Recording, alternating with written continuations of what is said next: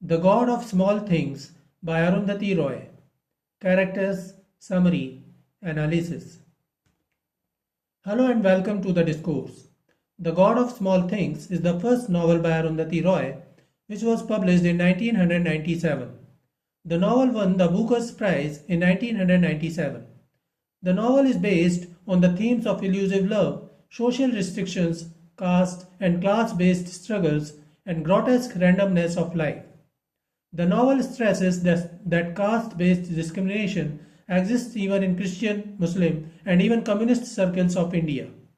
Another important theme is the contrast between the small things, incidences, or feelings often neglected or sacrificed by people while they ardently protect the bigger issues like caste, politics, religion, and others. The novel is set in Ayemenem, Kerala. The novel is a semi-autobiographical literary fiction, a family drama presented in a disjointed non-sequential narrative style. One of the main characters is based on the author's mother's life. The story is non-linear and meanders between past and present, flipping back and forth between childhood and adulthood perspectives, shifting between 1969 and 1993. To represent the perspective and viewpoint of children, the novelist used the technique of capitalization of certain words and phrases to give them significance.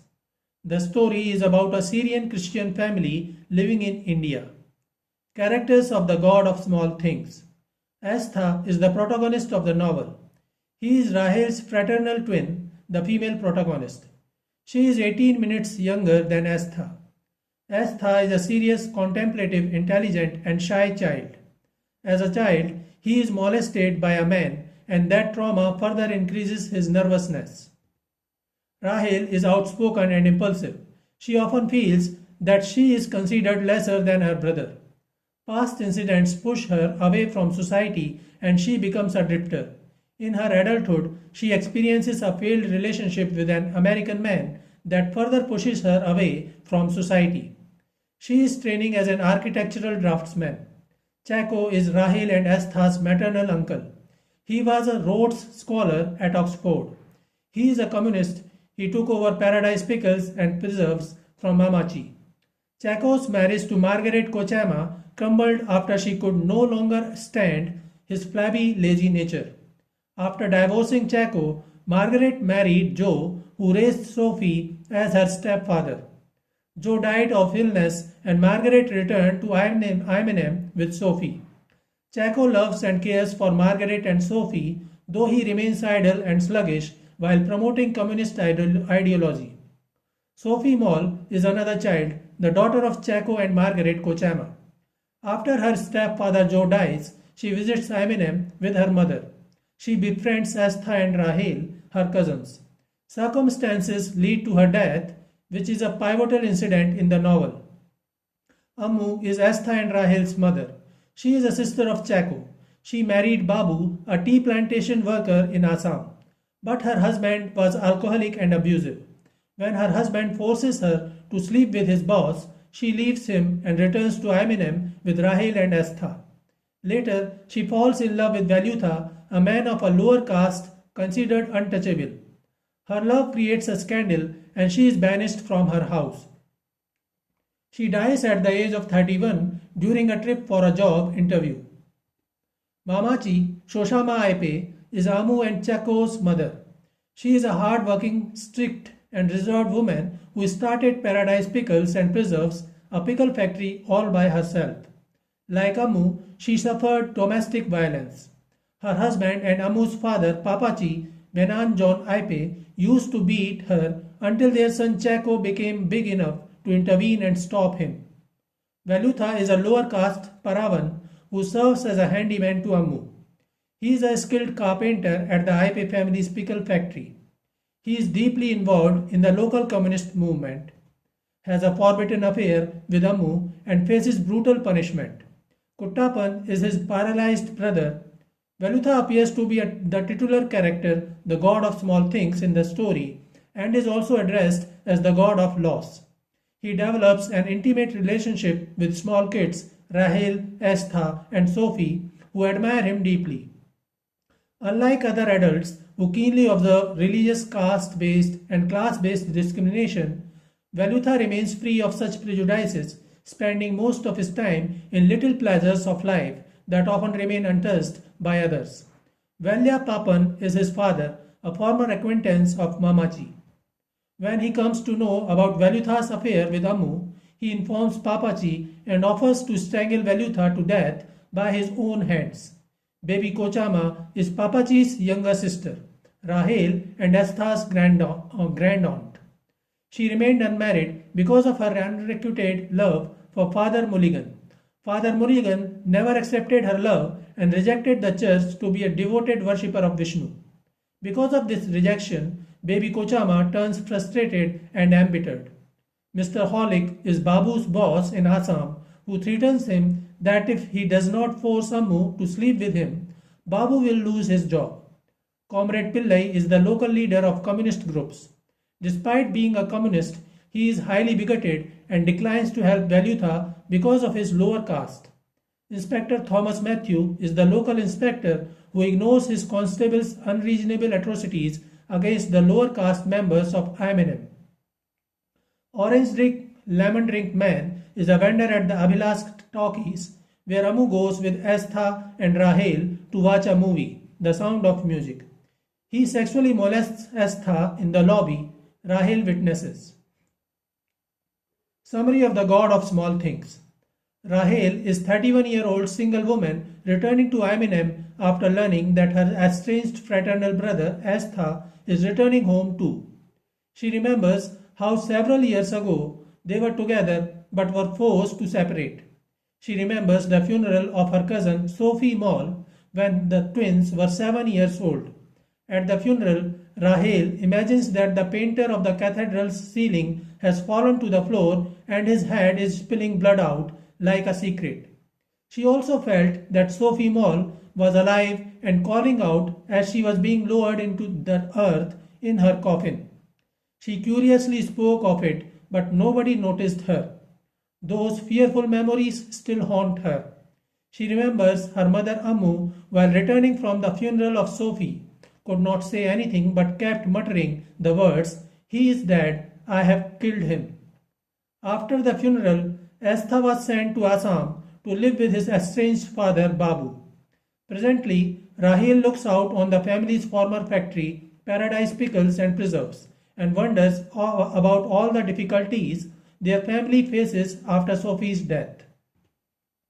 When she reaches Ayemenem, she accidentally meets Comrade Pillai, who shows her an old photo of her and Estha with Sophie. Rahel remembers she was nervous when she heard that her aunt Margaret and cousin Sophie were coming back to live with them. Sophie was the child of Margaret and Chaku, Rahel's uncle. After she was born, Margaret divorced Chaco because of his laziness and unwillingness to do anything. Later on, she married Joe, who carefully raised Sophie as his stepdaughter. When Sophie was 9 years old, Joe died, and then Margaret and Sophie decided to return to Ayemenem. Rahel worried that Ammu would have less time for her. However, Sophie soon befriended her and Estha, and the three made a good team under the guidance of Velutha, whom all the three admired. She then remembers her mother once took her and Estha to Cochin to watch a movie, The Sound of Music, at Abhilash Talkies. Estha loved the movie and began singing along. As others were disturbed by his singing, he was sent back to the lobby. Rahel kept an eye on him, and she noticed that something awfully wrong was happening to him. The vendor, whom the kids called the Orange Drink Lemon Drink Man, sexually found the kid alone and sexually molested him. Rahel could not understand what was going on, but noticed something strange and abruptly snapped at Ammu to inform. Ammu scolded her and says that those who hurt others are loved less. Rahel shuts up as she fears Ammu will love Estha more. Estha becomes nauseated and the trauma forces him to remain shut and nervous. Ammu never realizes that her son was raped by the vendor. Later, Rahel asks Ammu whom she loves more, and Ammu playfully answers that she loves Estha a little more, considering he is ill and frightened. However, Rahel takes it seriously and struggles with it. Amu and Astha were happy while visiting Cochin with Amu to receive Sophie Mall and her mother, Margaret Kochama, upon their arrival from England. On their way, they see their servant Velutha marching with a group of communists. At home, Rahel keeps repeating that she saw Velutha with the communists, and baby Kochama, her strict grand-aunt, notices this. Rahel observes that everyone is trying to impress Sophie and Margaret Kochama with new clothing, English sayings, and forced upbeat attitudes. She feels a bit jealous, but soon Sophie befriends her and Astha. Rahel remembers the day when Amu died. She was banished from her house and the factory and was forced to seek a job. During a travel for a job interview, she died. Rahel saw her body being pushed into the cremation oven. Astha was not there as he was already sent back to Assam to live with his father, and nobody considered it important to inform him about his mother's death. She then remembers the welcoming ceremony of Sophie and Margaret. The whole family sang songs and ate cake. However, Rahel felt lonely. Velutha, the handyman of Amu, noticed it and entertained Rahel by playing with the kid. Amu noticed how gleefully Velutha took care of her daughter and felt a certain love for him for the first time. Rahel remembers when Astha and Rahel decided to visit Velutha at History House, where he lived with his paralyzed brother and old father. Astha and Rahel pushed an old broken boat into the river and somehow crossed it. When Velutha notices them, he promises to fix the boat for them. Velutha was trying to suppress his feelings for Amu, though he earnestly loved her. His constant touch with Rahel and Astha further escalates his feelings for her. Rahel and Astha once insisted that Amu should accompany them to the river bank to play. Velutha also visited the bank that evening, where he and Amu accepted their love for each other as he embraced Amu in his arms. The two deeply fell in love but kept their affair a secret. Rahel and Astha were too young to notice anything, though Rahel saw Velutha making love with Amu in her room in the house. While thinking all this, Rahel reaches the temple where he sees Astha after so many years. They silently greet each other and decide to watch Kathakali dancers act out a violent story of retribution all night. Baby Kochama was already infuriated against Velutha when she learned that he was standing with the communist protesters. One day, Velya Papan visits their house to inform Papaji about the affair of Velutha and Amu. Velya had seen them embracing each other at the riverbank in the dark of evening. Velya apologizes for his son's sin and offers to kill Velutha with his bare hands for having an affair with Amu, a woman of higher caste. Papaji, who often remains angry and frustrated, tries to ignore the scandal, but baby Kochama becomes infuriated. She locks Amu in her room and makes a false police complaint that Velutha raped Amu. Mamaji summons Velutha and fires him from her factory. She bans him from entering any of her properties. While doing so, she feels very much troubled because she knows Velutha is a good man who could have taken good care of Amu and her kids. As Velutha goes away, Mamaji suffers a heart attack and dies. Knowing that he has been falsely blamed for raping Amu, Velutha goes to Comrade Pillai to ask for help. Comrade Pillai insults him and tells him that he does not wish to have any relationship with a low caste Paravar. Velutha tells him that caste discrimination has no place in communism, but Comrade Pillai ignores his appeal. Meanwhile, Amu blames Rahel and Astha for the wrongs done to her and Velutha and terribly insults them. Pained by her words, Rahel and Astha go to Velutha at History House. Sophie too joins them as she does not want to remain away from them. When they try to cross the river in the same old boat, it capsizes in the river flow and Sophie drowns in the river. Rahel and Astha somehow reach the other side and go to the History House. The police constables could not digest that a man of a lower caste could touch and rape a woman of a higher caste. They go in search of Velutha. Rahel and Astha were sleeping when the police came to arrest Velutha. They saw the policeman brutally beating him. The police then brought Velutha and the kids to the station. Inspector Thomas Matthew notices that Velutha has been brutally beaten and he may not survive. He summons baby Kochama and threatens her of making a false complaint against Velutha. When baby Kochama sees Rahel and Estha at the police station and learns about Sophie's death, she convinces them to accuse Velutha of kidnapping them. She threatens them that if they won't do so, Estha will be jailed for the death of Sophie. She also says that if the kids follow her order, she will ascertain that Amu is safe. Frightened, the kids do as were told. This allows Inspector Matthew a valid reason to arrest Velutha, who soon dies out of the brutal injuries he suffered. Back at home, Chaco and Margaret are shocked after learning about the death of Sophie. Baby Kochama blames Estha for her death and coerces Chaco to evict Amu from his house.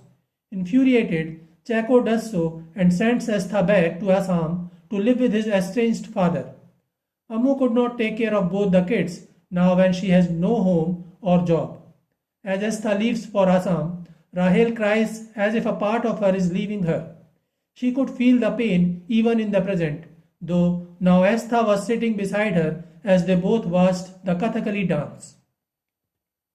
After returning home, they feel uneasy as the past memories keep haunting them. They visit the room where Amu used to live. Rahel and Estha feel a sudden rush of grief, guilt, and sin and embrace each other while remembering Amu and Velutha. They do sex not out of love but out of their guilt, frustration, pain, helplessness, and a sense of retribution against the society. While in the love act, Estha and Rahel remember how Velutha and Amu used to meet secretly and make love, and every time Velutha used to ask if she would meet him again tomorrow, he used to insist until Amu would answer him affirmatively. They remember how Velutha compelled Amu to say tomorrow the last time they met before his arrest and ultimate death. So this is it for today. We will continue to discuss the history of Indian English literature. Please stay connected with the discourse. Thanks and regards.